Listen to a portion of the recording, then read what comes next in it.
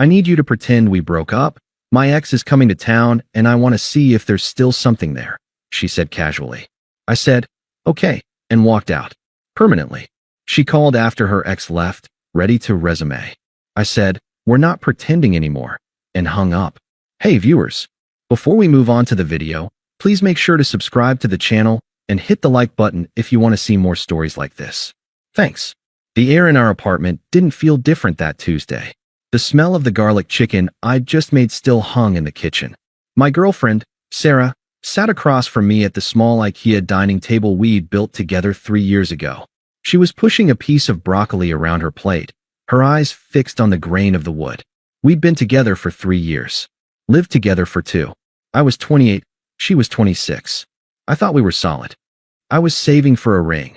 A classic solitaire she'd pointed out once when we walked past a jeweler's window. I had a spreadsheet for our finances, a plan for a down payment on a house, a vision of us growing old and boring together. I was an idiot. Mark is coming to town, she said. She didn't look up. She just dropped the sentence onto the table like a dead bird. I paused, my fork halfway to my mouth. Mark. The ex. The one who got away from college. The guy who played bass in a band that never went anywhere, who treated her like an option, and who she'd cried over for months before we met. I knew the name well.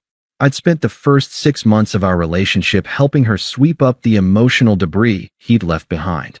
Okay, I said, keeping my voice even. Is he passing through? He's here for a week, she said. Finally, she looked up. Her eyes weren't guilty. They were bright. Excited. Nervous in the way you get before a big interview or a first date. That knot in my stomach tightened. He messaged me on Instagram. He wants to see me. And she took a breath, the kind people take before they dive underwater. I want to see him too, Dave. I need to see him. I put my fork down. The metal clinked loudly against the ceramic. You need to see him? What does that mean, Sarah? Coffee. Lunch. I don't know, she said, and the speed of her answer told me she knew exactly what it meant. That's the problem. I don't know. We never really had closure. It just ended. And now we've been together for 3 years, and things are good. You're great. You're safe. Safe. The word felt like a slap. Safe is what you call a Volvo, not the man you love. But I always wonder, she continued, gaining momentum now, her hands fluttering. I wonder what if. It's not fair to you, and it's not fair to me to have this ghost hanging over us. I need to know if there's still a spark. I need to get it out of my system so I can commit to you fully. I need to be sure. I stared at her. The audacity was so physical it almost had mass. Let me get this straight, I said, my voice dangerously calm. You want to pause our relationship for a week to test drive your ex-boyfriend. If the sex is good, you leave me. If he's a loser or dumps you again, you come back to safety. Is that the pitch? Don't make it sound so ugly, she snapped, her face flushing. It's not a test drive. It's closure. I need to know if we're meant to be. She reached across the table, trying to take my hand. I pulled back. I need you to do this for me, she said, her voice dropping to a whisper. If you love me, you'll let me figure this out. But I can't do it if you're here. It would be weird. I need you to go stay at your brother's place for the week. Or a hotel. Just give me the apartment until Sunday. Let me have this week to figure out my life. When you come back, I'll know. And I promise, Dave, I'm 99% sure I'll choose you. 99%. She was kicking me out of my own home, the apartment where my name was on the lease, where I paid 60% of the rent, so she could play house with the guy who broke her heart. She wanted me to vacate the premises so she wouldn't have to feel the guilt of seeing my toothbrush while she cheated on me. I looked at her, really looked at her. I saw the entitlement in her jawline, the selfishness in her eyes, the absolute, breathtaking disrespect of asking me to subsidize her affair with my absence. In that moment, the love didn't just fade. It was incinerated. It turned to ash instantly, replaced by a cold, hard clarity. If I argued, I looked weak. If I begged, I looked pathetic. If I yelled, I was the controlling boyfriend. She wanted a reaction. She wanted me to fight for her, to prove I cared more than he did. She wanted to be the prize 2 men were competing for. I decided right then that I wasn't going to compete. I was going to disqualify myself. I stood up and picked up my plate. I walked to the trash can and scraped the chicken and broccoli into the bin. Okay, I said. Sarah blinked, stunned. Okay. Yeah. Okay. I turned to face her, my face a mask of absolute indifference. If you need to figure it out, figure it out. I'll go pack a bag. Really? A smile broke across her face, relief mixed with a little disappointment that I wasn't fighting harder. You understand? Oh my God. Thank you, Dave. You're so mature. Most guys wouldn't get it. I get it perfectly, I said. I walked into the bedroom and pulled my large suitcase from the top of the closet. Just a week's worth of stuff, she called out from the living room. You don't need to pack everything. I know, I muttered. I opened the suitcase. I didn't pack clothes first. I went to the small safe in the back of the closet. I took out my passport, my birth certificate, my social security card, and the spare key to my car. I put them in the mesh lining. Then I went to the dresser. I took my grandfather's watch, my expensive noise-canceling headphones, the hard drive with all my photos and work backups. I packed my suits, my good shoes. I left the t-shirts, the old jeans, the things that were easily replaced. I moved methodically, like a machine. I felt nothing. No sadness. Just a tactical need to extract my value from a depreciating asset. Sarah appeared in the doorway, leaning against the frame. She looked almost giddy. Mark lands in 2 hours. I was thinking of picking him up. You should, I said, zipping the suitcase. It was heavy. Don't want to keep him waiting. I hoisted the bag off the bed. I looked around the room. The photos of us on the dresser. The bed we bought together. It all looked like a set on a TV show that had just been canceled. I walked past her into the hallway. Where will you stay? She asked, following me. I'll figure it out, I said. I stopped at the front door.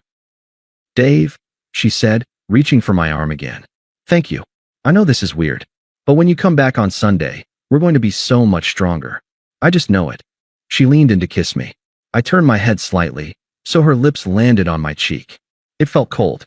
Here, I said. I fished my house key out of my pocket and dropped it into her hand. She looked at the key, confused. You can keep your key, silly. You're coming back. You might need the spare, I said, in case Mark loses his. I opened the door and walked out into the cool evening air. I didn't look back. I didn't slam the door. I just closed it with a soft click. I walked down the 3 flights of stairs to the street, the suitcase wheels thumping a steady rhythm. Thump, thump, thump. I got in my car, threw the suitcase in the trunk, and got into the driver's seat. I sat there for a moment in the silence. Then, I pulled out my phone. I opened my banking app and transferred half of our joint savings, my exact contribution plus interest, into my personal checking account. Then I opened my contacts. I scrolled to Sarah. I hit block caller. I opened WhatsApp. Block. Instagram. Block. I put the phone down on the passenger seat. I wasn't going to a hotel. I wasn't going to my brother's. Okay, Sarah, I said to the empty car. Let's see if there's still something there. I started the engine and drove away. We weren't on a break. We were done. She just didn't know it yet. The first night was the strangest. I checked into a Marriott about 20 minutes away from her apartment. I expected to fall apart. I expected to stare at the ceiling and wonder what they were doing. I expected the torture of imagination. Are they kissing? Is she wearing that black dress I bought her? Is she laughing at his jokes? But the torture never came.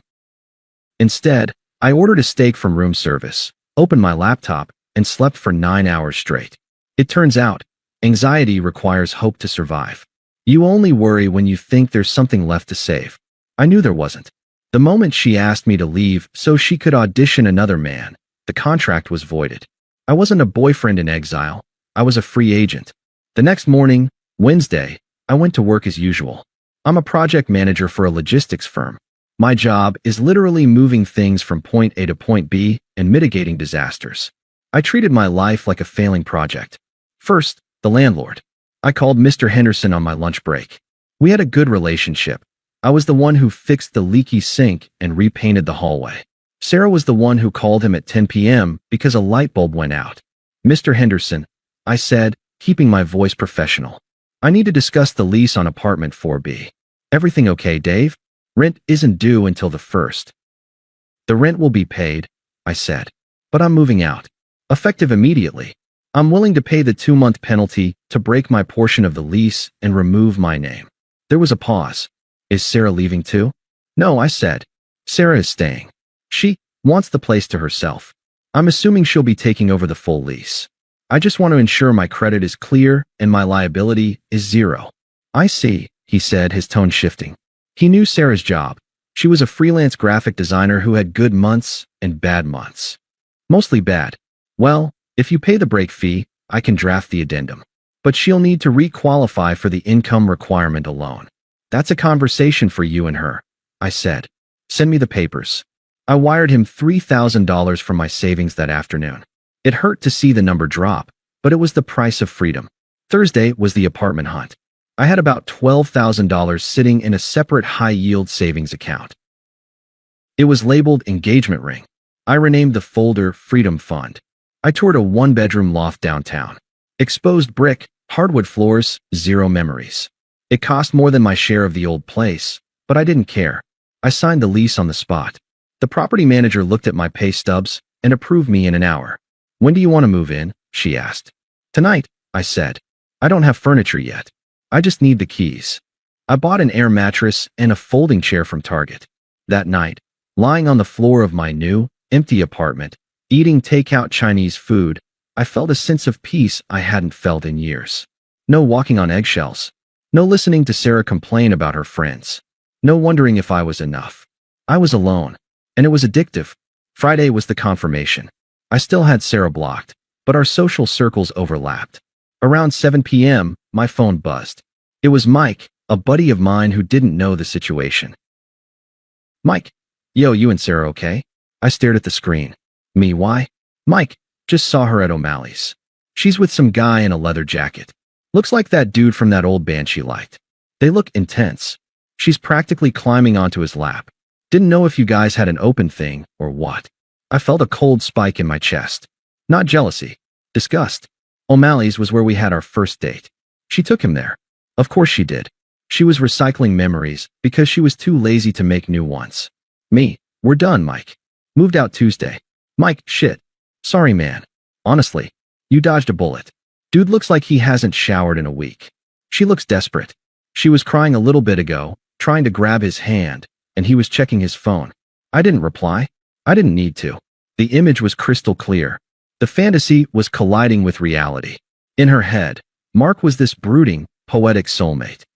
In reality, Mark was a 30-something wash-up who was probably just looking for a free place to crash and a quick hookup. Sarah was likely realizing that the spark she missed was just the anxiety of dating an asshole. She was degrading herself in public, begging for attention from a guy who didn't care, while the man who actually loved her was buying a sleek gray sectional sofa for his new life. Saturday passed in a blur of setup. I bought a 65-inch TV. I set up my gaming PC. I bought decent sheets. By Saturday night, my new place looked like a home. A bachelor's home, sure, minimalist and gray, but a home. I hadn't spoken to her in 4 days. To her, this silence probably felt like obedience. She likely thought I was sitting in a sad hotel room, staring at my phone, waiting for her verdict. She probably felt powerful. She had no idea that the power had shifted the second the door clicked shut on Tuesday. Sunday morning arrived. The deadline. The week was over. Mark was leaving today. I woke up, went for a run, and made coffee. I sat in my new living room, looking out the window at the city skyline. I felt strong. The fog had lifted. I looked at the clock. 11 a.m. Mark's flight was probably around noon. She would be driving him to the airport, having that tearful, "What does this mean for us?" conversation. He would give her non-committal answers. She would drive home alone. She would walk into the apartment. She would see my side of the closet empty. She would see the safe open and empty. But she wouldn't panic yet. She would tell herself I just packed heavy. She would tell herself I was coming back to fill the space. I picked up my phone. My thumb hovered over her name in the contact list. I unblocked her. I didn't call. I didn't text. I just set the phone on the coffee table and waited. At 1:14 p.m., the phone lit up. Incoming call. Sarah. I watched it ring. 1, 2, 3. I picked it up and pressed it to my ear. I didn't say hello. I just breathed. Dave. Her voice was breathless, shaky, but she was trying to sound upbeat. Hey, baby. Are you there? I'm here, I said. My voice sounded deeper than usual. Calm. Oh, thank God. She let out a laugh that sounded like a sob. I missed you so much. This week. God, Dave, this week was a nightmare. I leaned back on my new sofa, resting my feet on the coffee table. Was it? Yes, she said, rushing the words out. You were right.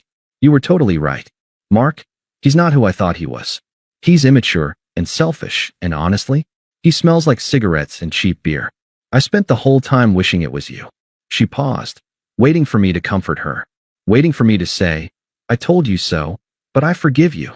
"I realized something," she continued, her voice dropping to that intimate register she used when she wanted something. "I realized that what we have is real. He was just a fantasy.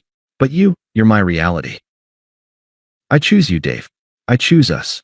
You choose me." I repeated flatly. "Yes, I know I hurt you, and I'm so sorry, but I needed to do this to be sure. And now I'm sure. Can you come home? I'm making that lasagna you like. I want to forget this ever happened. Just come home, babe." I looked around my new apartment. The sunlight hitting the floor. The silence. The dignity. "I can't do that, Sarah," I said. "What? Why? You're still at your brother's, right? Just drive over. I'll make it up to you. I promise." "I'm not at my brother's," I said. "And I'm not at a hotel." "Where are you?" Her voice hitched. A tiny thread of panic woven in. "I'm at home," I said. "My home. I don't understand. I'm at home. You're not here." "No," I corrected her. "You are at your apartment. I am at my apartment." Silence on the line. Thick, heavy silence. "Dave, what are you talking about?" "You asked for a breakup, Sarah," I said, my voice ice cold. "You asked me to move out so you could fuck your ex-boyfriend. You called it a pause. You called it closure. I called it the end." "No," she shrieked. "It wasn't a question anymore. It was just for the week. We agreed. You said okay. I said okay to the breakup. I said. I moved out on Tuesday. I signed a new lease on Thursday. I'm not coming back, Sarah. Not today. Not ever." "You can't do this," she screamed. I could hear the desperation clawing at her throat. "You can't just leave. We live together. The rent. My life. The rent is paid for this month," I said. "I spoke to Mr. Henderson. I paid the penalty to break my lease. As of the 1st of next month, the apartment is entirely yours. You chose Mark for the week. You can have the apartment for the rest of your life. I hope you two were worth it." "He's gone," she was sobbing now, ugly, heaving sobs. "He left. He didn't even say goodbye properly. I have no one, Dave. You can't leave me alone. We're not pretending anymore, Sarah," I said. "You wanted to see if there was something still there? Well, look around the apartment. Look at the empty closet. Look at the empty safe. There's nothing there. Dave, please. I love you. Don't hang up. Goodbye, Sarah." I tapped the red button. Then I tapped block. I sat there for a moment, listening to the silence of the room. It was the best sound I had ever heard. I stood up, walked to the fridge, and cracked open a beer. I took a long sip. Then the doorbell rang. I frowned. Nobody knew where I lived yet. I walked to the door and looked through the peephole. It wasn't Sarah. It was a delivery guy with a pizza. Right. I'd ordered that. I opened the door, paid the guy, and took the box. "Have a good night, man," the driver said. I smiled. A real, genuine smile. "I definitely will." But of course, karma isn't done just because you hang up the phone. The unraveling was just beginning. And I had a front row seat, even from a distance. The silence following that phone call was the most expensive thing I'd ever bought, and it was worth every penny of the $3,000 lease break fee. But in the age of social media and mutual friends, you can never truly vanish. You just change your viewing angle. I became a spectator to the car crash I had stepped out of. It started on Tuesday, 2 days after the breakup. I was at work, reviewing shipping manifests, when my phone buzzed. It was Mike again. "Mike, dude, you need to see this." He sent a screenshot of a Facebook status from Sarah. It was a wall of text. "Some men are cowards who run away at the first sign of difficulty. A real man fights for his relationship. A real man understands that confusion is part of love. Abandoning your partner when they are vulnerable is the lowest form of betrayal." Hashtag heartbroken, hashtag fake love. I laughed out loud. My coworker, Jen, looked over from her cubicle. "Good news." "Great news," I said. "The trash is taking itself out." She was spinning the narrative. She was trying to paint me as the villain who abandoned her, conveniently leaving out the part where she evicted me to host a sex week with her ex-boyfriend. I didn't comment. I didn't defend myself. I knew the truth, and more importantly, our friends knew me. They knew I wasn't impulsive. If I left, there was a reason. Wednesday brought the financial reality check. I received an email from our shared utility account. Payment failed, Insufficient funds. I smiled. When I left, I had removed my card from the autopay and left only hers. She obviously hadn't checked the balance. Then came the texts from random numbers, friends of hers I hadn't blocked yet, or maybe she was using their phones. Number 1. Dave, you can't just leave her with the rent. She's crying her eyes out. Be a man. Number 2. This is really cruel, Dave. At least talk to her. I replied to one of them, Sarah's best friend, Jessica. Jessica was the one who always encouraged Sarah to know her worth. Me. Jessica, she asked me to move out for a week so she could sleep with her ex-boyfriend Mark. She called it a trial run. I just made the move permanent. If you think she's a victim, feel free to pay her rent. I never got a reply from Jessica, but I heard through the grapevine that the poor Sarah narrative died pretty quickly after that. Friday night, 5 days post-breakup, was the implosion. I was at a bar with a few guys from work, celebrating closing a big project. I was 3 beers in, feeling light and easy. Then I saw him. Mark, the ex. He was at the bar, ordering a shot. He looked rougher than his Instagram photos. Leather jacket scuffed, hair greasy, looking around the room like he owed someone money. I felt a surge of adrenaline. I should have been angry. I should have wanted to punch him. But looking at him, this sloppy, aging hipster who looked like he smelled of stale tobacco, I just felt pity. This was the competition? This was the guy she blew up her life for? He didn't know who I was. Why would he? I was just the safety net. I walked up to the bar next to him. Tough week, I asked, signaling the bartender for another round. Mark looked at me, bleary-eyed. You have no idea, man. Bitches are crazy in this town. I raised an eyebrow. Oh yeah. He scoffed, knocking back his whiskey. Came here to visit an old flame. Thought we'd have a good time. Maybe hook up for old time's sake. Chick went full psycho. Day 2, she's talking about marriage. Day 3, she's crying because I didn't want to watch The Notebook or whatever. I dipped out early. Been crashing on a buddy's couch since Wednesday. I fought to keep my expression neutral. She sounds intense. Intense. She's delusional, Mark laughed. She kicked her boyfriend out for the week just to have me over. Like, literally sent the dude packing. I told her, babe, if you do that to him, you'll do it to me. No loyalty. I can't respect that. The irony was so rich it tasted like expensive chocolate.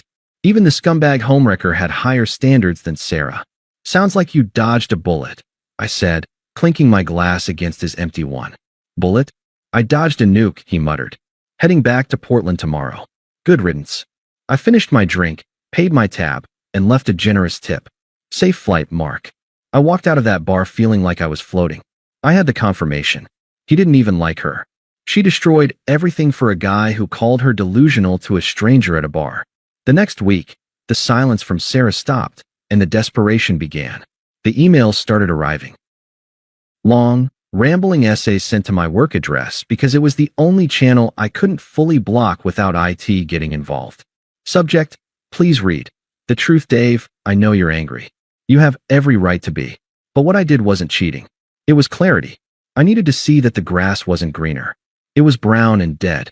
You are the greenest grass I've ever known. I deleted it. Subject, rent, Dave, I can't make rent on the first alone. Mr. Henderson says I have to reapply or get a roommate. Please, just pay half for this month. We were partners. Doesn't that mean anything? I forwarded it to my spam folder. Then, 2 weeks later, the final encounter. The optional twist that life gifted me.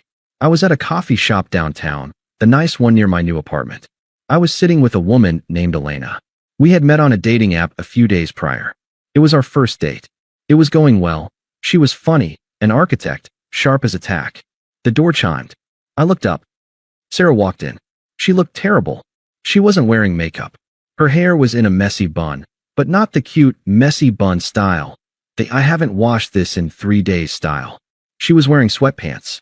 She was holding a stack of flyers. Roommate wanted. She walked to the community board near the counter to pin one up. She turned. Our eyes locked. Time froze. I saw the recognition hit her like a physical blow. She saw me. She saw the clean shave, the fresh haircut, the nice shirt. She saw Elena laughing at something I'd just said, her hand resting lightly on my arm. Sarah's mouth opened. She took a step toward us. Dave, she croaked. The cafe was quiet enough that Elena heard it. She looked up, then at me. Friend of yours? I looked at Sarah. I looked at the dark circles under her eyes. I looked at the flyer in her hand that screamed desperation. I remembered the way she looked at the dinner table when she told me I was safe, boring, and temporary. I looked back at Elena. No, I said calmly. I don't know her. I turned my back on Sarah and took a sip of my coffee. Behind me, I heard a gasp, then a silence that stretched for eternity. Then the sound of paper crumpling. The door chimed again. When I looked back a minute later, she was gone. The flyer was on the floor, trampled by the line of customers waiting for their lattes. I never heard from her again. 6 months later, a mutual friend told me she had to move back in with her parents in Ohio. She defaulted on the lease. Her credit was tanked. Mark had blocked her. Me? I got promoted. I traveled to Japan. I kept seeing Elena. I never did get closure in the traditional sense. No long conversation. No weeping apology. But I realized I didn't need it. Closure is a scam. It's a way for the guilty to feel better and the victim to stay trapped. The best revenge isn't a speech. It isn't a confrontation. It's being happy. It's being successful. And it's the look on her face when she realizes that while she was busy testing the waters, you simply walked out of the ocean and dried off. She wanted to see if there was something still there. She got her answer. There was nothing. Absolutely nothing at all. Thanks for watching. Make sure to subscribe to the channel and hit the like button. What do you think about this story? Share it in the comments.